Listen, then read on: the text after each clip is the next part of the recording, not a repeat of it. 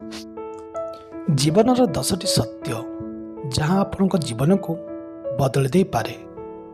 ଆଜ୍ଞା ହଁ, ଆଜି ଆମେ ଜାଣିବା ଜୀବନର ସେହି 10ଟି ସତ୍ୟ କଥା।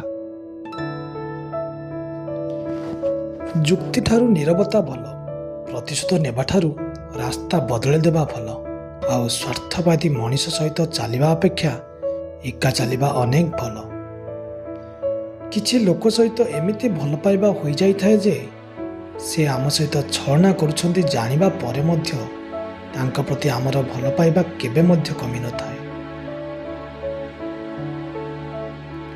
ଟଙ୍କାର ମହତ୍ତ୍ୱ ଆଜି ଏତେ ବଢ଼ିଯାଇଛି ଯେ ପାଖରେ ଥିଲେ ପର ବି ଆପଣାର କରିନେଉଛନ୍ତି, ଆଉ ପାଖରେ ନଥିଲେ ଆପଣାର ବି ପର କରିଦେଉଛନ୍ତି।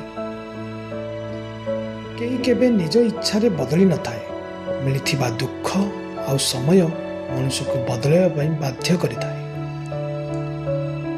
ମଣିଷର ଭାଗ୍ୟରେ ଯାହା ଥାଉ ତାହା ହିଁ ଘଟିଥାଏ, ତାକୁ କେହି ବଦଳାଇ ପାରିବେ ନାହିଁ। ନୀରବତା ଯେତେ ଉନ୍ନତି ଆଣିଲେ ମଧ୍ୟ ମଣିଷ ଜୀବନକୁ ରକ୍ଷା କରିପାରେ ନାହିଁ। ମଣିଷ ଯେତେ ଦିନ ପାଇଁ ଏ ଧରାପୃଷ୍ଠକୁ ଆସିଛି ସେତିକି ଦିନ ତାର ଲୀଳାଖେଳା କରି ପୁଣି ଫେରିଯିବ।